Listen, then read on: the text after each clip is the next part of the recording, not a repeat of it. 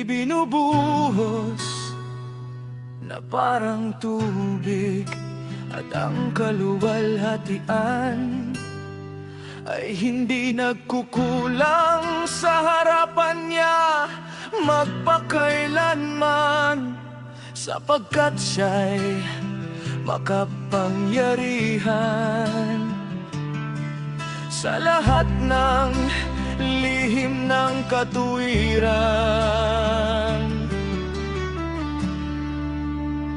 Ngunit ang kasamaan ay naglalaho na parang anino at walang tiyak na katayuan, sapagkat ang hinirang ay nakatayo sa harapan ng alahayan ng mga espiritu, at ang kaniyang kaluwalhatian ay magpakailanman, at ang kaniyang kapangyarihan ay mula sa henerasyon hanggang sa henerasyon.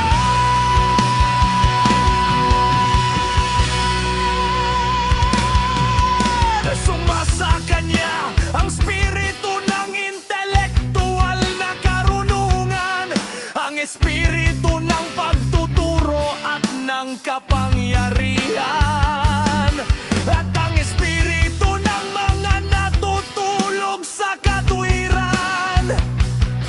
Kaniyang hahatulan ang mga lihim na bagay,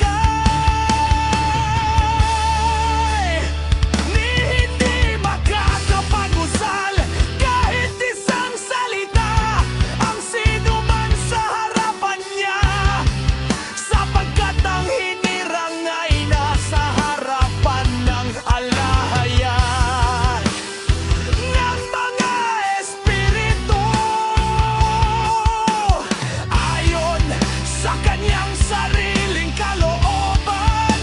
Sa mga araw na iyon, ang mga banal at mga hinirang ay sasailalim sa isang pagbabago. Ang liwanag ng araw ay mananatili sa kanila, at ang karilagan at kaluwalhatian ng mga banal ay mababago.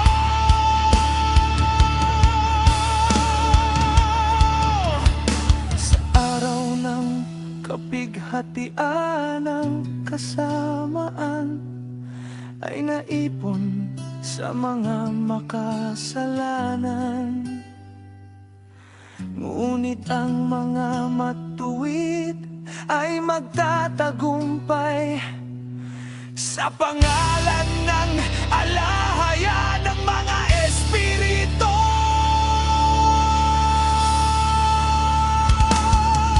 Ang iba ay gagawing makakita upang sila ay magsisi at talikuran ng mga gawa ng kanilang mga kamay, at upang malaman nilang ang kaluwalhatian ay hindi naghihintay sa kanila sa harapan ng alahayan ng mga espiritu, ngunit sa pamamagitan ng kanyang pangalan ay maliligtas sila.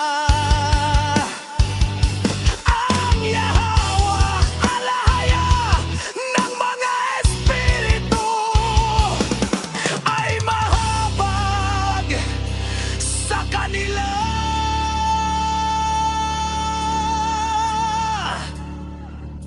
sapagkat dakila ang kanyang awa, at ang katwiran ay nasa kanyang paghuhukom, at sa harapan ng kanyang kaluwalhatian at sa kanyang paghuhukom. ang kasamaan ay hindi mananatili. Ang hindi pagsisi sa harapan niya ay mapapahamak.